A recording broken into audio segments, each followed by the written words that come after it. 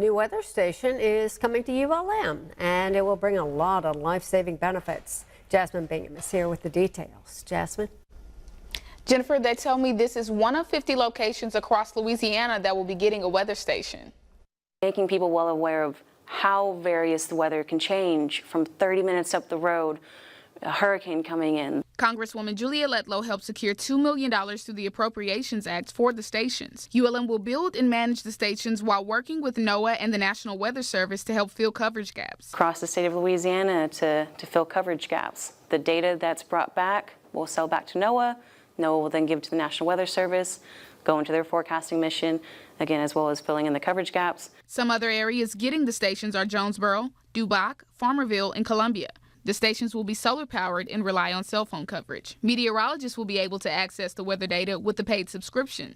And then from there, it can tinker down to your airports, incoming flights, your agriculture for crop mitigation, education, which is always important, from your elementary school up to universities, and of course, emergency management, whether it be wildfire mitigation or just flooding. The Director of Homeland Security in Concordia Parish says the weather stations will also be an important tool for NOAA and the National Weather Service during severe weather season and hurricane season. There's no greater time or better time than right now to have these put in ahead of the hurricane season. We already see some tropical storms brewing up in the Gulf Coast, different instrument implementations.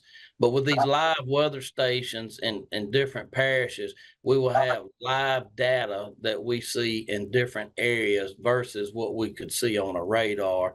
So instead of predictability and looking at radar, we'll be receiving live data of actual weather events right here in our local areas.